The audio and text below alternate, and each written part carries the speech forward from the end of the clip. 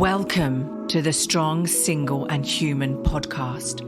A real look at single parenting, how to navigate the ups and downs of life with kids on your own while keeping sane. We cover all manner of subjects from domestic violence, dealing with childhood trauma, through to fussy eaters and how to help your kids become resilient. I'm your host, Claire Martin. Welcome. This week's guest has been a single parent for the last 10 years, alongside being a director and then a chief operating officer for a consultancy business.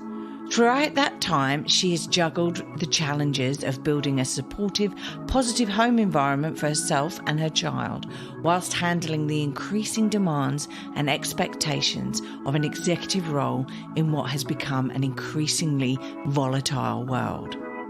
She has worked through various situations that at times have felt overwhelming, trying to create more time, being present for the right people at the right time, managing her guilt for not always being there for her daughter, being concerned with comparing herself to others and what her daughter might be missing or losing out on, and struggling with being the role model she wants to be for her daughter.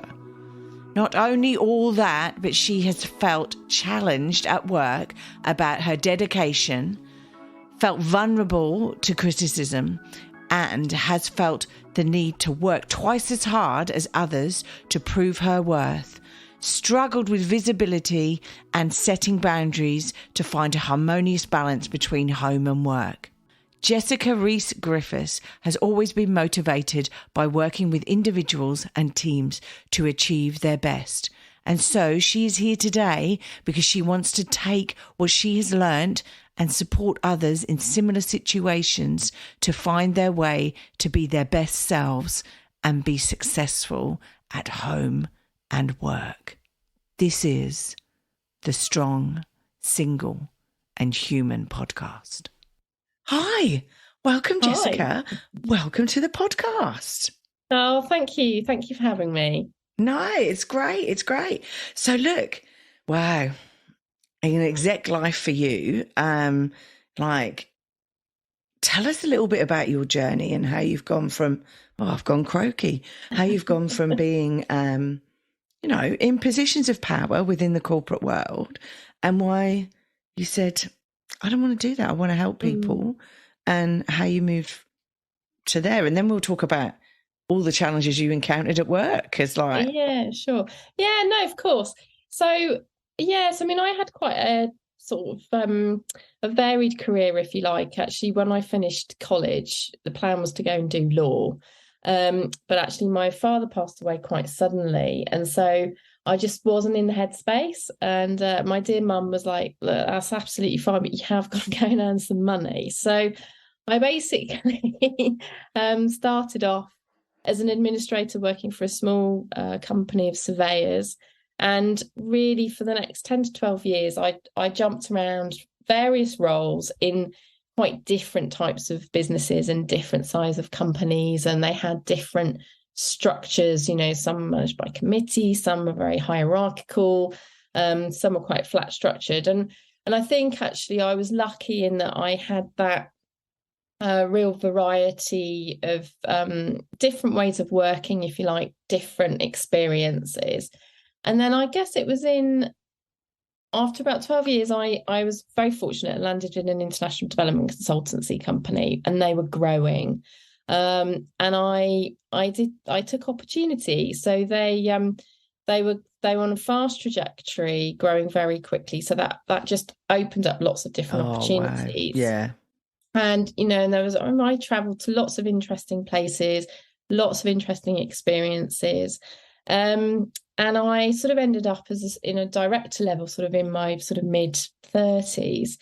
And I loved it, but I worked 24/7, and it was my life. And I gave pretty much everything to it, and it got a lot of, it was a real priority. But I also found myself in my mid 30s unexpectedly single, and I'd always wanted to have a family. So and it's one of those things about, Do you just let it go? I wasn't meeting anybody that I thought would potentially, it wasn't going to be Yeah, for the I right do. reasons. I know exactly where you're at. You have to ask yourself, what's your motivation? Is it the relationship, or is it actually having a child? So, and because, I was fortunate to be in the position that I was, and I have a very supportive family. I'm the youngest of 5. I decided to go it alone, and I had my daughter at 39 as a single mum, and it was the most wonderful thing. And she's now 10. I think And some of us really, wish as single parents that we'd gone it alone, believe you me. But yeah, anyway. I guess each situation, I guess, has its pros and cons. Oh, exactly. Oh, yeah. No, defo. So, and I think, I'd so organised, so planned, because obviously, one had to be. But I think I did sort of misjudge a little bit about how I was going to continue to live my life in a way that was going to have to be different to how I'd lived before. And I hadn't worked that through. And so really, through lots of trial and error and some really difficult times, and some, times where I've had to sort of say, look, I can't do this anymore. There's kind of feeling quite overwhelmed, or you just feel like you're doing everything badly because you're just permanently trying to please everybody else. It's everybody else's demands that you're actually responding to. So life becomes very responsive, and you're sort of you're just there, and life happens sort of to you, not for you, kind of thing. And I think you'll have certain experiences where I would just think, actually, I'm not quite sure this is what I signed up for, and I'm pretty sure it's not what my daughter signed up for. And I did make a number of changes throughout those 10 years, and I had to make shifts, and my views changed on what I wanted, what was important, etc. But then really I got to a point, just over a year ago, where actually I come across a lot of women in, busy working mums, single parents, as well as those that are in relationships, and single parents in different situations as well. And I just, you end up having lots and lots of conversations and kind of saying, well, these are the kinds of things I tried, give it a go, or just through being a sounding board and a support. And I think when you're in it, you don't always ask for help. You just keep managing and moving on and moving through it as best you can. And so I took a decision to actually sort of think, well, I have an experience.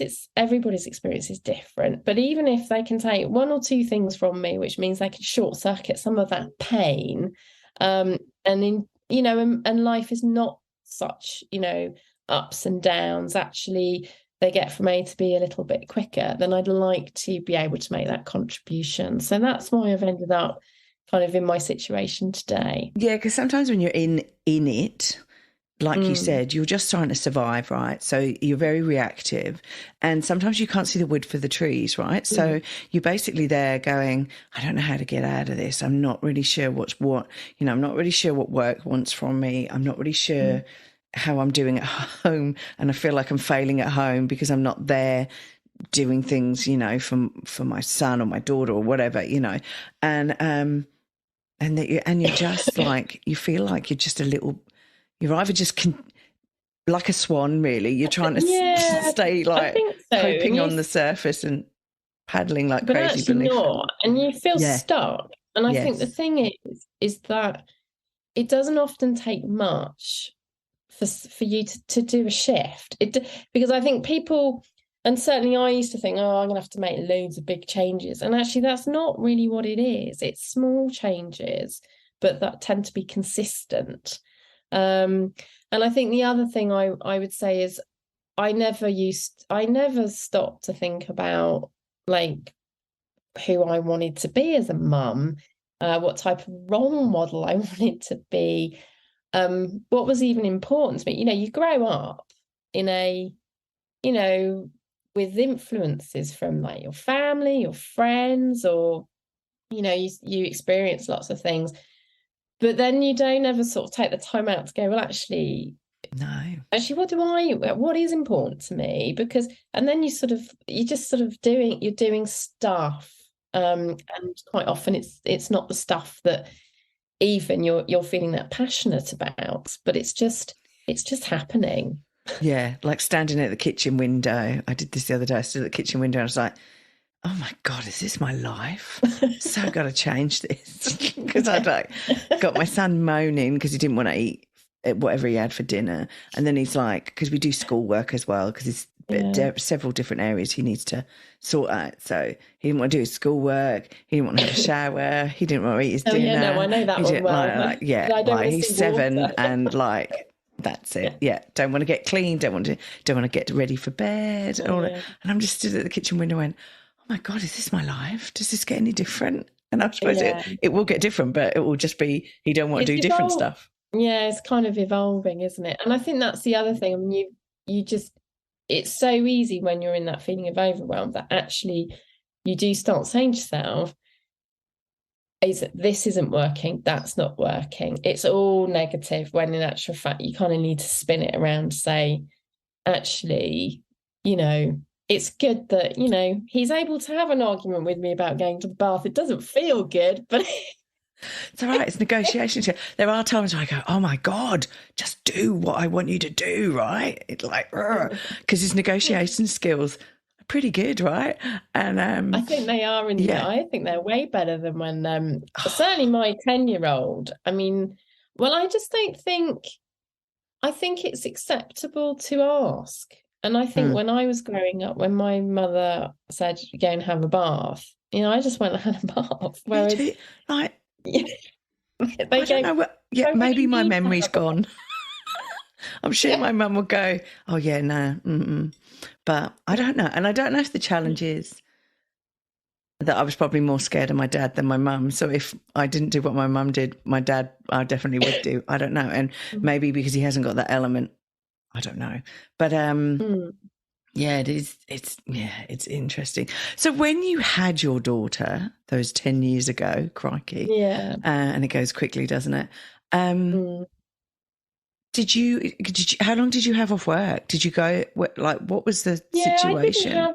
I didn't have. So I'd been very planned around childcare, and I was fortunate because I was in an executive role, so I had a nanny. Which perfect. Really made life very manageable at some level. But I think, I took 4 months off work and then returned. So not a huge amount of time. And I didn't make any adjustments. I just, continued to carry on thinking, well, I can work when, she'll be asleep. I hadn't thought about the fact that, you're just going to feel jet lagged for 2 years because you won't have had, proper sleep and, driving around for hours, trying to get her to have a bit of sleep. Oh, don't. Yeah, because you think they're going to sleep, don't you? Feed them, they're going to sleep. My son didn't. Yeah, exactly. And and I was lucky because I had the nanny. So, the nanny came from 8 to 6. That gave me that window. But I was tired. I was tired. And I wasn't, and I knew I wasn't as fresh as I was before. And I was still trying to do the same amount of work in actually much less time available. And it was and I made it more difficult for myself and my colleagues because in hindsight, and I remember sort of helping somebody with this, of saying, before you even return to work, think about your role, what resources you have available to you, what are the really important functions that you have to perform, what are the real musts, what are the shoulds, where's the negotiation, what's important to your boss, what's going to be important to your team, and actually just have a bit of a game plan which enables you to focus on the really important stuff, because you can't do it the 24/7 like you did before. You can't give the 100% to every single task. you'll end up doing, oh, well, I'm only going to give 50% of myself for that task because it's not as important as X, Y, and Z. And I think what happened to me was, because I went back going, oh, this will be fine. And, she'll sleep. And then I'll just, and I remember having her asleep. She was a bit bigger, but she was in my bed, and then you're on your laptop. And I remember catching myself in a mirror going, this is just crazy. I know, it's insane, isn't it? Not good. But for my colleagues, it was difficult because they just assumed I was fine because I'd always worked like that, and I came back and continued to work like that. And then I started to make changes, which kind of enabled me to have much more balance, in that I just wasn't available 24/7 anymore. I had a separate work phone to home phone. That was critical. Okay, that was a good change. Yes, I stopped sending emails after a certain amount of time in the day. So then people, after a period of time, the expectation was, oh yeah, Jess isn't sort of around during that time. But it became quite subtle, but it was very consistently implemented, so that actually I was communicating when I wanted to communicate, and people mirror your behavior if you do it enough and consistently. And the other, I'm putting a lot of boundaries down. So I spent several years, trying to do the sports day, the meetings, the board dinner, the office party, and you let everybody down, including yourself. You never have a good time because you're just dipping in and out. And then, and so I think you just have to make some calls around, actually, I'm just going to do 2 board dinners out of 4 board dinners. And that's it. And, babysitter covering it, I can be properly present, but I'm not going to be there for the Christmas board dinner because it's not important at that time. It's more important that I'm at the school play and I'm properly present. I don't pop in for 20 minutes. You always miss the pit where your child's on the stage and you're the one tiptoeing out the back, and it's just not good. They were, but it's for me, a lot of it was about it was my own perception of things rather than other people.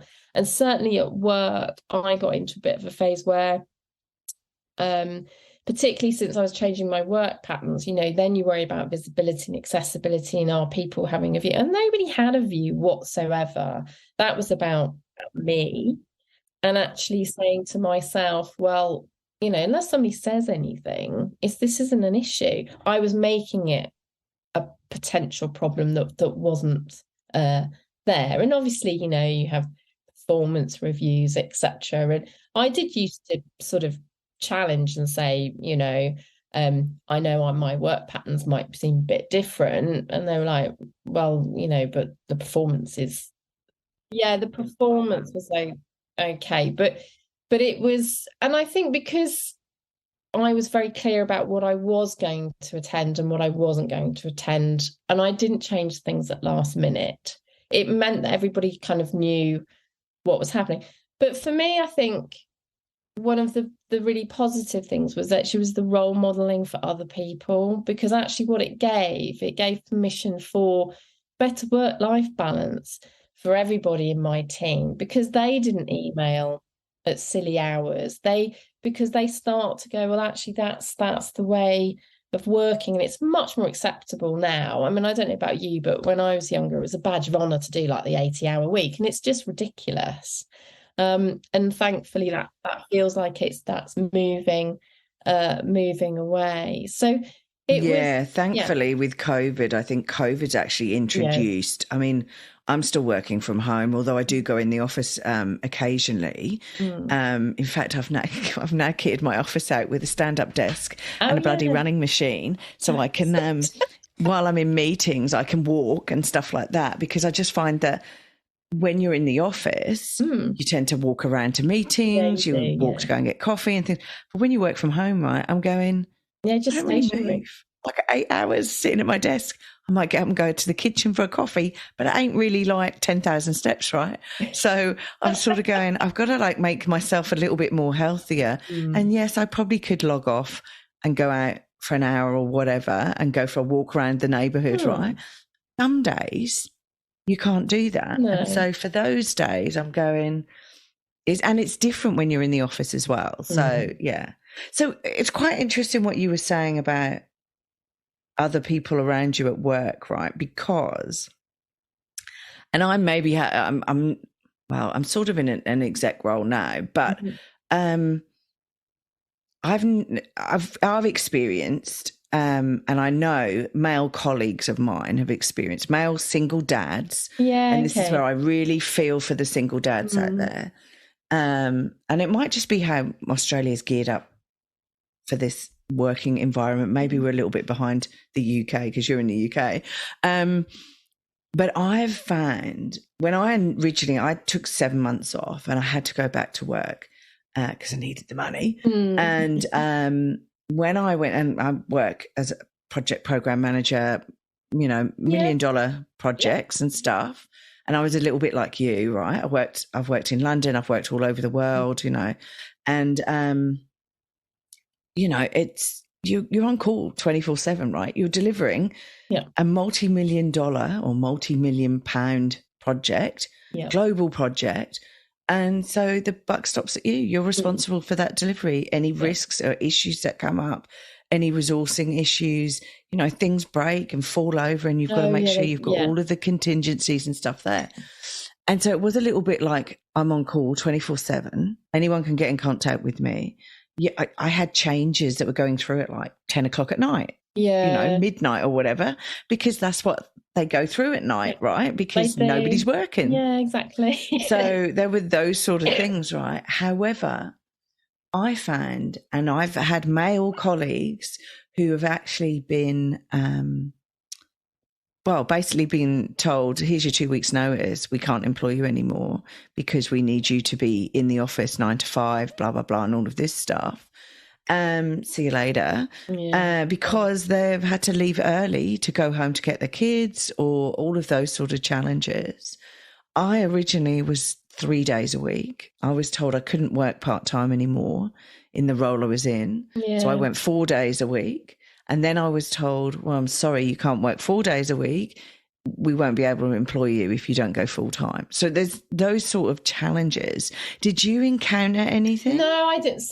Or did you see anything regarding other people? So I think I think UK employment law, it gives, you know, it does help employees. You can't just say to somebody, I'm sorry, you can't do this on 3 days. You know, if it's been a 3 day a week job, you can't just turn around and say, you know, there's a whole process to be gone through, and okay, there might be redundancy, etc. But I think actually it's probably better in the UK than in Australia, and that I haven't been subject to that. I think what I've seen is that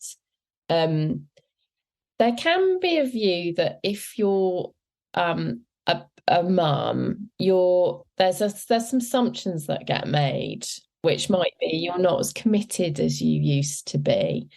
They're just not going to be able to do stuff because, you know, they've got. I actually don't know what that means, though. No, like you're not committed as you used to be, right? Because I go, there's a job to be done. There's a job to be done, and actually, well, it's the assumption that you no longer care about work, and actually, for a lot of people, you know, everybody is different, and so for me, being a stay-at-home mum, it wouldn't be the best.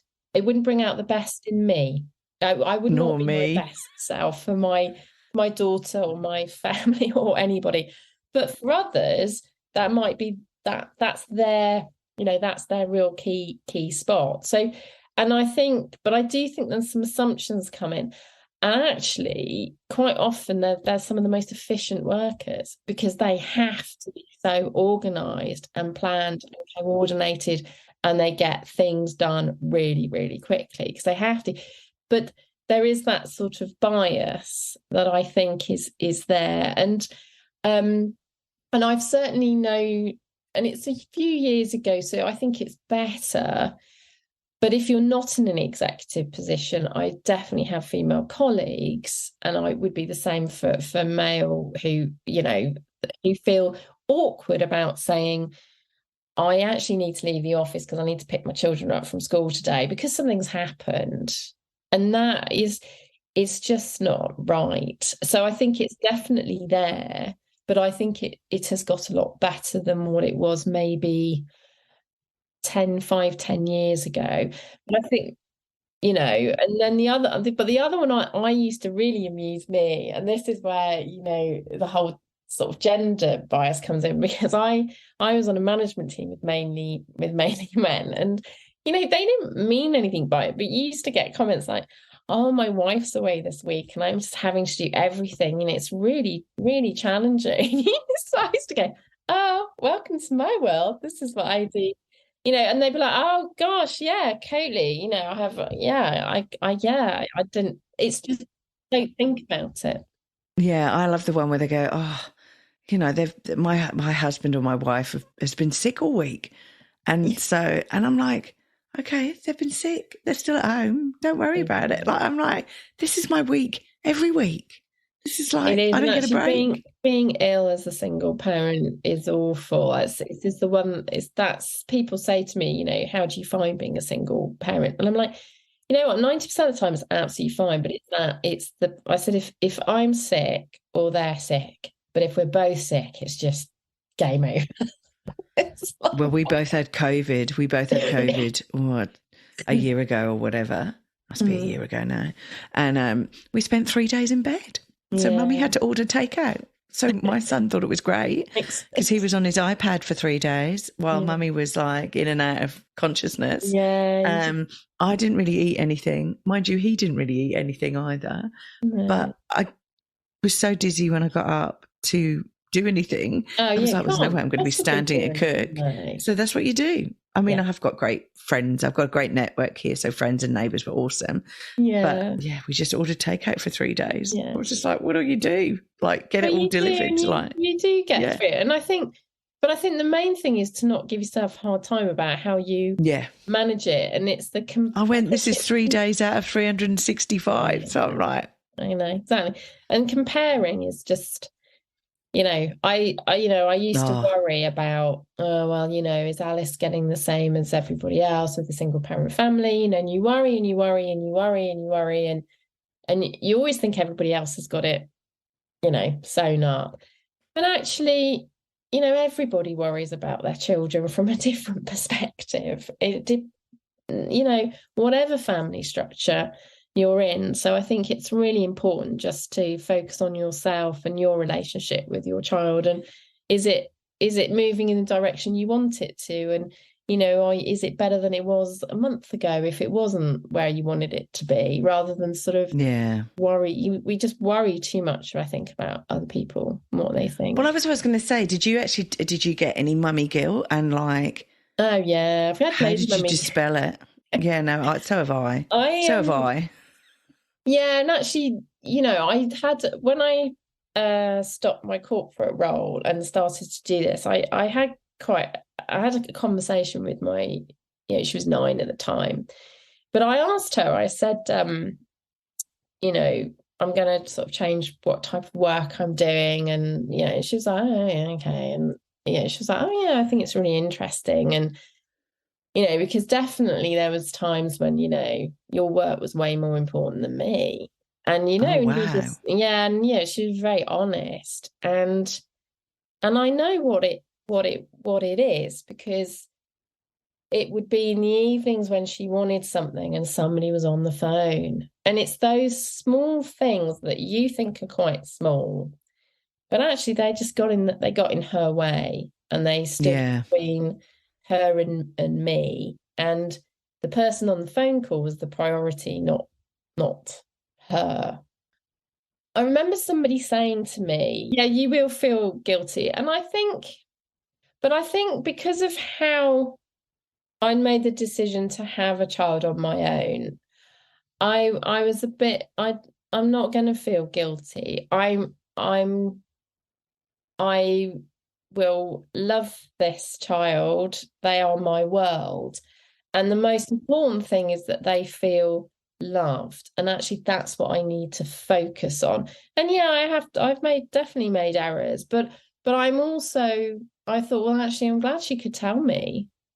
I'm glad she could turn around and say, you know what? I mean, she said, you're a great mum, but yeah, sometimes, I did think, well, work's obviously more important. But we do talk about it, and that's one thing I do a lot more now is I would talk about, I'm going to have to do this piece of work, and it is going to get in the way of this. And that's so much better than just trying to surreptitiously do your stuff whilst they're doing things over here. Yeah. I mean, my son said that about my work, this podcast, etc. Like, and he normally says to me, "Mummy, have you got to do work tonight?" Because when I put him to bed, I sort of say, "Right, buddy," I give him a kiss and I go, "Right, Mummy's going to go off and do some work now." So he can self-settle himself down, because 9 times out of 10 he wants a cuddle until he's off to sleep, and then Mummy's got to creep off the bed. But that's my rod that I've made. Yeah, that's my rod that I've made. Yeah, maybe, and then I'll get a stinky teenager who won't want me in the bedroom at all, right? So, Well, I think that's so I think about pros and cons. Yeah, it's the pros and cons, and we do the cuddle, and actually I'm just like, I'm going to protect that, because the day will come where it'll be like, don't ever come into my room ever again. Yeah.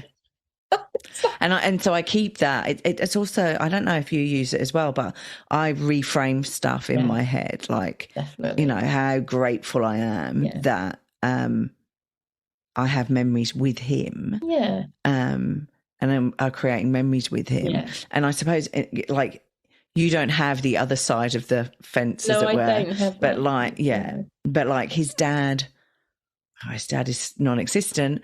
And so I just feel sad. And I had a conversation with his dad yesterday, and I just felt sad that he's not creating memories with him. Yeah. But that's his choice and his decision. Yeah, he will lose. And he will lose, your son will lose out a little bit, but actually it's his father who's hugely losing out. But, a real shame. What can I say?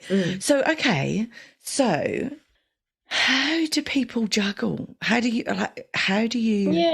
as a single, like, if we take single parent, right? Like you said at the beginning, right? And you went through a whole load of questions that you need to ask yourself, right? And I was like, oh my God, they're so good, right? I'm going to have to write these down later. But like, so what are the key considerations? So, and we all become single parents in various different situations, right? It could be through bereavement. It could be through a separation. It could be that you've decided, I'm doing IVF. This is the avenue I'm going through. And I've got several friends here. That's what they did. They didn't want a relationship. Yeah. That's just messy, right? So, and I have to agree with them. But if you've then become a single parent, what are the things you need to consider?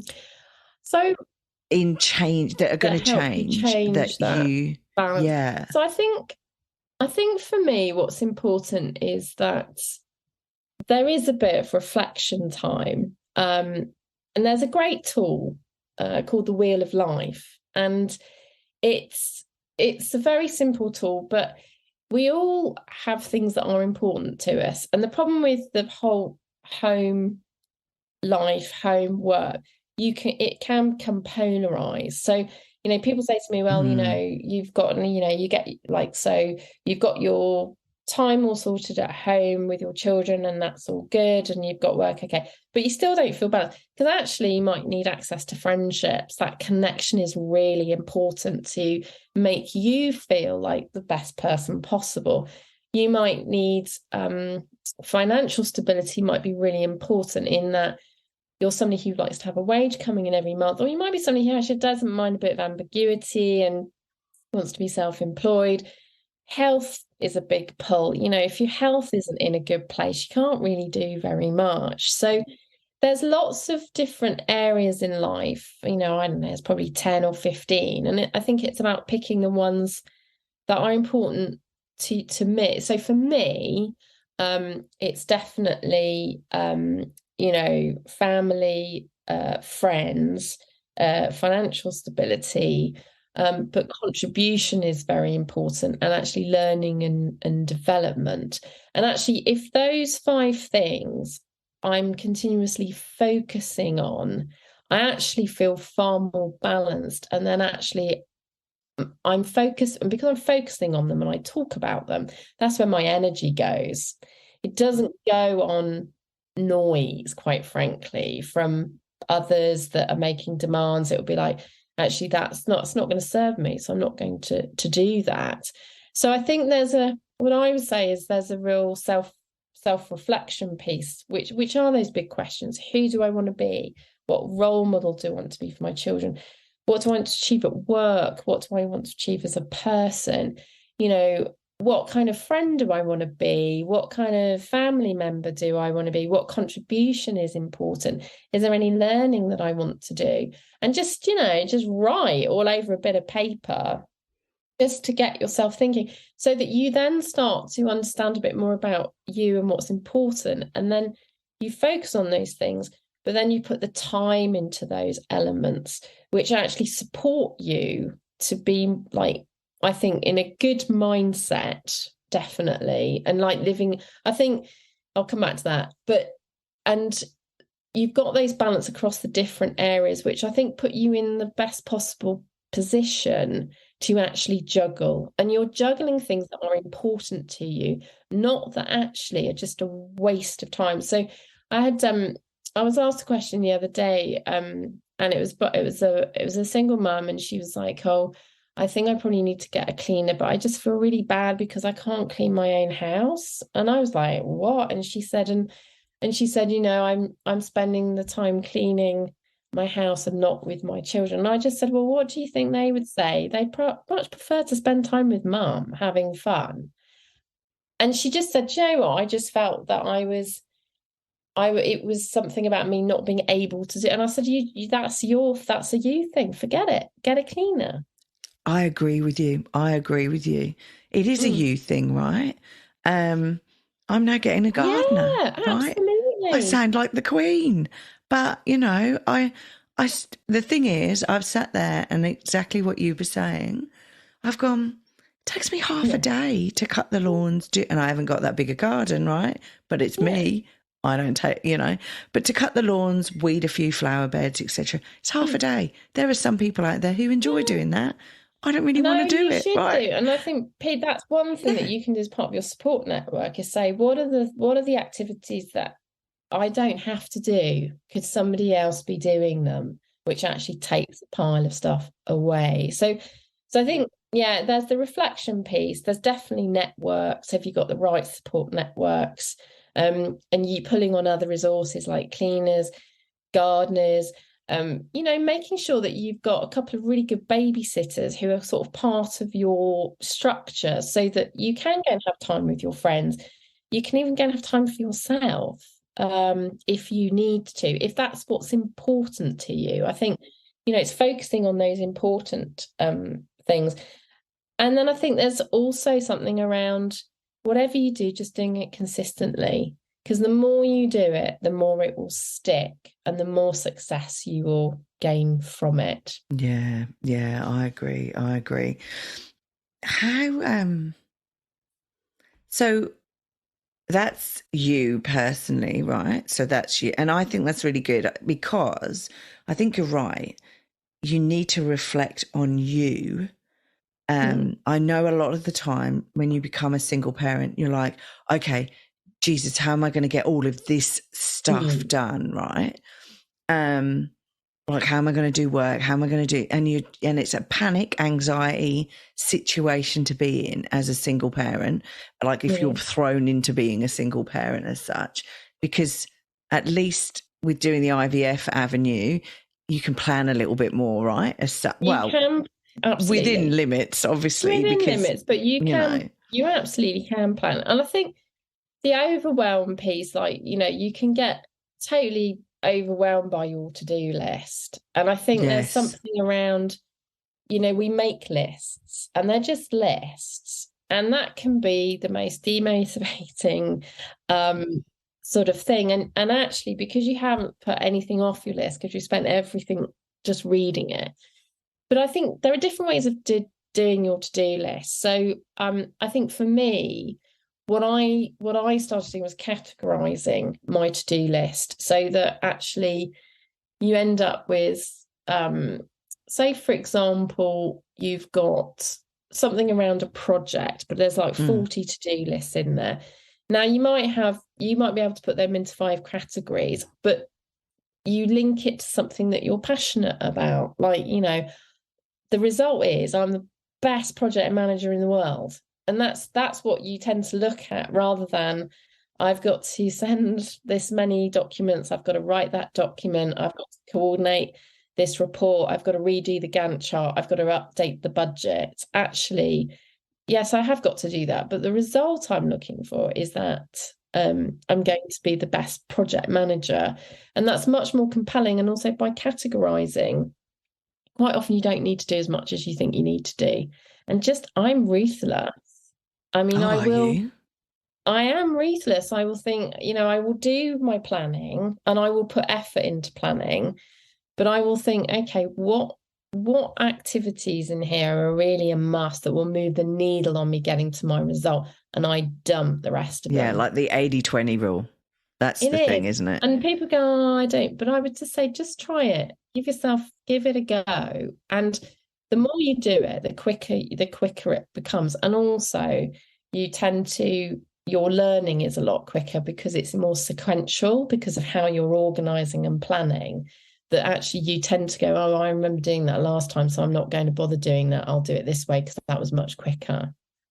Yes, no, blimey. So, okay, if you've suddenly become a single parent, and I know like you've been in that exec role, like how do you tell either your employer or a new employer, like do you even tell them, should you even tell, not so much your existing employer, but if you were to go and get a job or apply for a job, should you even be saying, oh, I know I'm a single parent? There's no one, well, in the UK legally, there is absolutely no obligation to tell anybody that you're a single parent. What I would say, what I do is there'll be a point in the conversation where something will come up that's quite general, and I will say something like, yeah, well, so, as a single mum, I do blah, blah, blah, blah, blah. It's just a throwaway comment, and it's up to that person whether they've logged it or not logged it. I've not made it directly, but it's certainly been inferred. And if they pick up on it and start asking you about it, it's like, oh, they're probably that's probably going to be difficult. Whereas if they just ignore it or go, oh wow, God, how do you make that work? And then they start asking you about it, but it's a more interested way, then it's not an issue. So I think you don't have to tell anybody, but I think sometimes, if your boss knows and your boss is a good leader and a good role model, it shouldn't be a problem. And actually, they should appreciate you. It shouldn't have an impact on how you're seen. It's your capability at work. It's not about whether you're a single parent. And like, I know that I know their employers here are worried about the focus of their single parents, right? But I think, like you said earlier, I think as a single parent, you're more focused on getting the tasks done, right? You're more focused because you need to get it done. And also your margin for error. Well, one, there's that. But also for your margin for error of losing a job is much, much narrower than if there's 2 people in the relationship. You can't, as a single parent, you can't afford to lose your job. You're going to really make sure that it's safe. Yeah, no, I agree. It's a delicate subject over here a little bit at the moment. Yeah. There's a lot of number ticking. Employing a single parent isn't one of those numbers, but like colour, race, sex and age and all of those things tick boxes over here. So it is quite interesting, especially if you contract, because I have had agents phone me going, okay, well, you're a white female, you know, and all of these things. Yeah. So we'll put you forward for this job because you actually give them a tick in the box if you're employed. Yeah, you'll go. And you go, wow, okay. And I go, okay. And I feel sorry for some of my male colleagues then, because I go, well, they're just as good at doing this job as I am. So, but ticking boxes and all of that stuff. Gotta love politics. It's different. Yeah, it is. I think diversity inclusivity it's a tough one, because I think absolutely we need more diversity. You can go too far the other way. It's a really difficult. I mean, it's a very difficult. It's difficult to navigate. It is. It's interesting. Very interesting. So, where can people get in touch with you? Can they get in touch with you online? And like, if they want to speak to you about their challenges regarding, you know, working life, etc. And like, you have a website and things like that, don't you? Yes, I do. Yeah, so I have a website which is www.jessica-Rhys-Griffith.com. And that's probably the best place to go. And on there you can book a call, and it's absolutely free, no obligation, 30-minute, just to kind of get lay of the land, and just, you know, if there's a couple of things you can take away from that call that even just points you in the direction. And I would just say, you know, if you want to do something today, do it, because, you know, a small change can make a really big difference. And I just love to help. So people shouldn't feel like, oh, this will have to go on to something. It's more about if there is something useful and of value for someone to take away, that they can start to, you know, just make a small change that they feel actually would make life a bit easier and help them to be who they want to be, then by all means book a call. Well, yeah, that's the thing. And then, you know, see where all of this goes. One call might help them out. Exactly. Yeah. No, definitely. No, awesome. Okay. And look, so one final question for you. Thank you for today. Oh, no, thank you. What book would you recommend to my listeners, and why? Right. So a book I'd recommend is it's a book by Professor Steve Peters, and he wrote a book called The Chimp Paradox, which is a kind of management model, which is also a really good read, as sort of working with colleagues, etc. But he wrote one for children called The Hidden Chimp, and it's a great book because you can work through it with your child, and I've done it twice with my daughter, and it's a really nice book in that it's fun, but it introduces them to, you know, emotions and why they feel the way that they feel. And there's kind of lots of exercises that you can do together. And I did it with Alice when she was about, I guess when she was about 6. And then we did it again when she was 9, just to see how much it had changed. And it's quite a fun book, but I loved it because it was learning, but it was a great way to connect before bedtime. And it was a bit more kind of interactive than sort of a storybook. So that would be my recommendation. So do you actually, so is it a book that you read and there's exercises in it then? Or yes, it's, you just follow the book through, and it's got, you know, where you can, you know, they name their chimp, and it's like really good fun. Yeah, no, I found it really No, that's great. Yeah. Well, but you've given us 2 books there, so that's awesome, right? But I mean, no, that's great. No, because it's good. There's a few things that I've done with Oscar, like working through like how to deal with difficult situations and stuff like that, and how you sit there and, you know, how you deal with it in your mind. And I don't know if any of it's gone in. We'll see. But it's great what you say though, because it's about, like, that was probably a couple of years ago. So it's about going back and just reiterating and go. And all too often, and I'm trying to move him away from this, but all too often they just go through, and he'll do it this morning, right? In the mornings, I'm not too worried about it, but he'll get up, iPad, straight on the iPad, right? And it's actually disengaging them from those devices. Mm. God, love those devices. Yes. But disengaging them from those devices and actually connecting, like you say. So something like that book, and we play games and various different things like that to reconnect. Because and my daughter loves painting. So a friend of mine, she's an artist, but we every time we go to her house, she always puts this huge paper everywhere, and it's just but we all paint a picture and then we talk about it, and that's a really nice kind of afternoon activity. We do that as well. He likes learning how to draw from YouTube. So there's videos on YouTube that they then copy. There's videos on YouTube that he likes to watch that teach them to draw like characters. Yeah, they're brilliant. So he sort of gets iPad time, but mummy and him sit and we draw the pictures together, and then we compare our pictures and colour them in and do whatever. Nice. So that's pretty good. So that's a good way of connecting and stuff like that as well. No, that's cool. Look, thank you so much for joining us today. It's a great pleasure to talk to somebody from the home country, as it were, for me, and to find out it's snowing there when we've had a lovely 26-degree day. I don't know if it's going to be hot this week.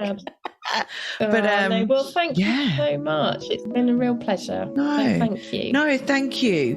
And look, maybe we'll talk again soon. Yeah, I'd love to. Thank you. Thanks for listening. If you've enjoyed this podcast and you would like to hear more, please hit subscribe wherever you like to hear podcasts. If you would like to support us further, share this episode with your friends and family. And finally, drop us a review on iTunes, as I'd love to hear your thoughts, comments and ideas. It all helps me to understand and produce awesome content you want to hear just like this. If you want to check out our past episodes, write to us, appear on the podcast, or for links, resources and show notes, go to our website www.strongsingleandhuman.com. We are also on all the usual social media platforms, Insta, Facey and Twitter. I hope you have a wonderful week, and I hope to see you back here again soon. Be kind to yourself and remember, no one is perfect. We're all just putting one foot in front of the other and doing our best. I'm Claire Martin, and you've been listening to the Strong, Single and Human podcast.